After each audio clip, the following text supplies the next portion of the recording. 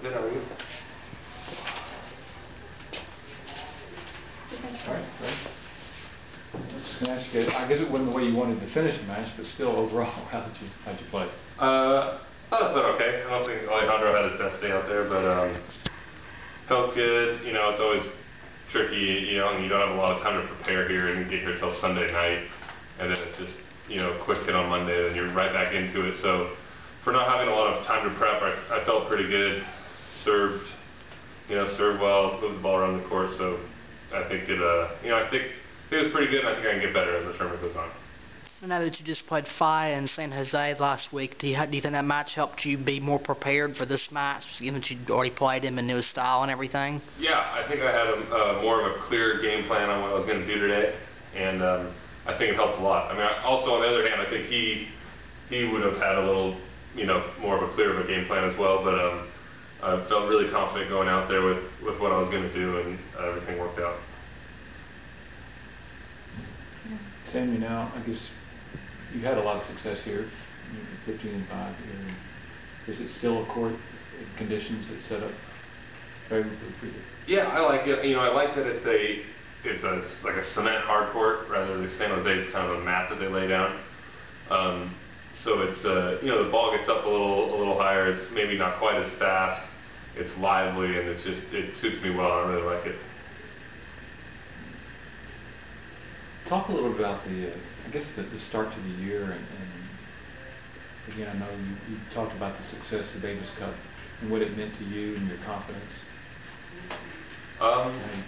Yeah, I mean, it's probably the best start to a year I've had, having 2 semis and a third round of Australia and the Davis Cup wins, and there hasn't been a sensational win this year against a top 15 guy, but it's been really solid, and I'm really happy with all the wins. And the more you win, the better you're going to feel, and the more confident you're going to get, no matter who you're playing. And I think those Davis Cup wins especially really helped me. And you mentioned all the good results you've had this early part of the year. I know you've had a good comeback year last year and everything. And have you given any thought maybe becoming the top-ranked American with some more good results, or? Yeah, you know, it could happen. I just want to keep putting results out there. If it happens, that's great. You know, that's always been a goal of mine. But you know, the other, you know, John's going to make it tough. You know, he doesn't want to give it up either, and he's playing. You know, it seems like he's healthy now and playing well. But you know, I'm just going to keep going week after week, and hopefully put up good results, and you know, hopefully keep climbing the rankings. Any other questions? If you, I guess when you look at the year you had last year, and then going into the off season, was there anything you did to help get off to this good start? Was anything different to your off season training? No, not at all. I mean, and in fact, you know, I didn't feel like I put a huge emphasis on, like, all right, let's set aside a 6-week training block and really get to it. You know, I took a couple weeks off. You know, practiced hard for a couple weeks. Kind of took another week off. I had some, you know, my sister's graduating college, and had a couple James's wedding and things like that. And then, you know, practiced hard for 3 weeks before Australia, but I didn't overdo anything. I felt like I didn't do anything out of the ordinary. It was just, you know, good hard practice weeks, and you know, I didn't think about it. I feel like sometimes in the years past, I feel like I've been, you know, in the gym more and kind of overdoing it, and then I go into the year thinking like, all right, I've really worked so hard these last like 2 months. Like I feel like I almost expected, like, you know, unbelievable results right out of the gate.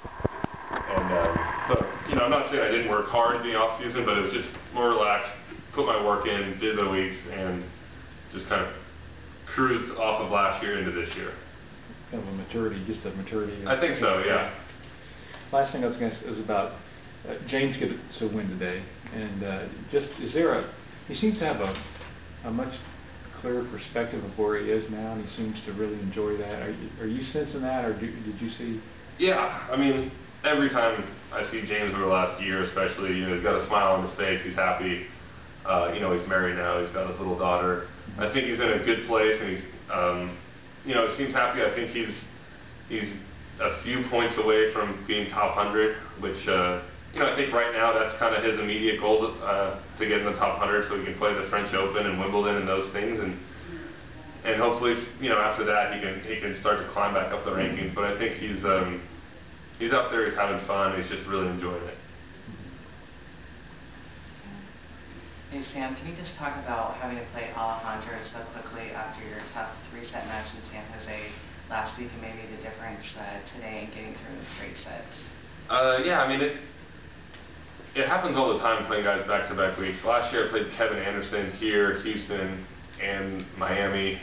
You know, I played Burditch at San Jose. I played Burditch in Winston-Salem and the U.S. Open back-to-back. So it happens a lot, and you know, it's kind of, there's pros and cons to, you know, both guys can kind of get looks in at the you know, after the match. Both guys kind of go into the next match with a clear game plan and adjust some things. But you know, I didn't mind it. I felt like I was kind of saying earlier, I felt like I had a really clear game plan going in today after last week's match, so I was confident going out there.